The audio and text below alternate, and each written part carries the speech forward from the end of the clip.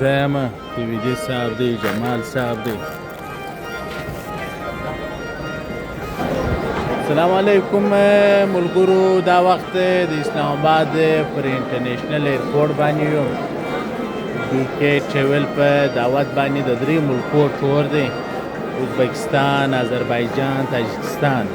نو دا وخت دی 3 بجې د موږ پر ایرپورټ باندې اسلام آباد د شپې 3 بجې دی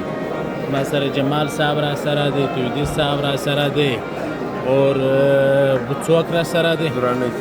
درانی صاحب را سره دی نور د ټیم څو ملګري به یې درانی صاحب تقریبا 10 کسان دي 10 کسان نو ډي کې ټریول او نیر یا مالک چې دی هغه دغه هم را سره دی اجدلا خان صاحب هم را سره دی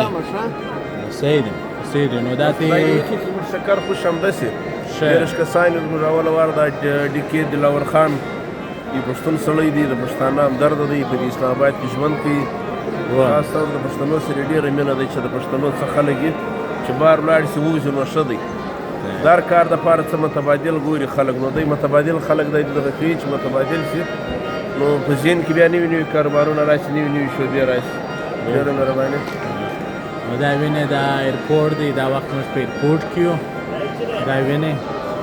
اور ډېر راشون دی موږ خپل دې شاوخوا ملګري تویدي صاحب څه کې وایه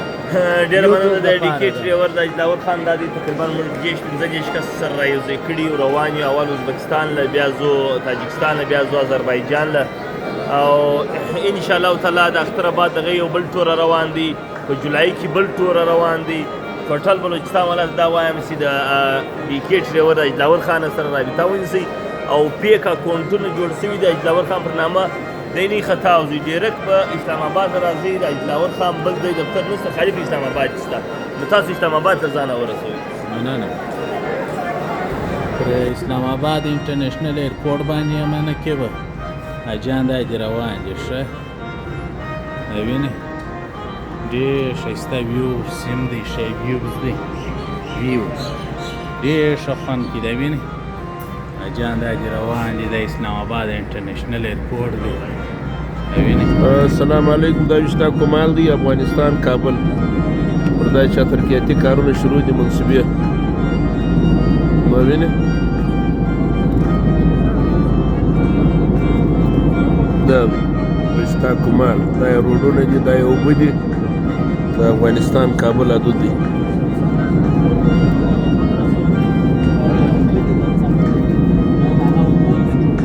دا اوبه دي اوبه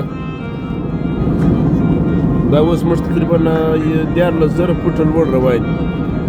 11,000 فوټه څه دا اوبه دا ته رامعلومېږي دا د کابل اوبه دي ما اوس دې کار په شروع کړی هغه دا ځای راکش مو کړ په تاشقند ازبکستان تاشقند ایرپورټ باندې یو ویدیو دا ته ویدیو دی یا ما نه دی رانیولی دا جمال صاحب دی یو دانه رانجي بس ښه دي وکړه وای ما صاحب جمال صاحب ورواره درې شپې کو ته وا میاشته کو یاره دا ایرپورټ دی د نسته د ازبکستان تاشقند چې دا حکومت یې دی ازبکستان ایروی باندې یو وینې راورسېدل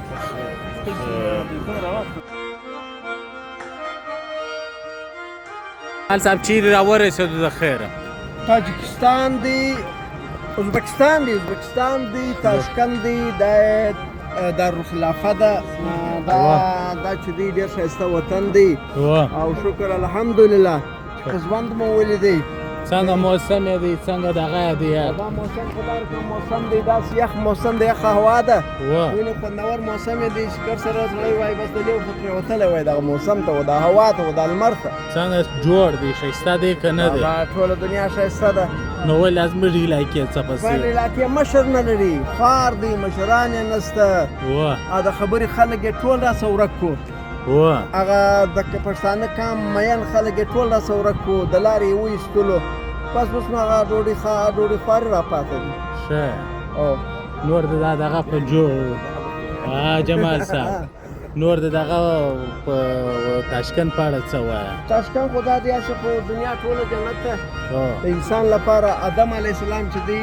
و دې دنیا ته له جنته رالی. دنیا خو چې دی هم یو حیثیت لري. بیا دا دنیا امتحان دی. دا امتحان به موږ پاسوو. ښه اعمال به کوو،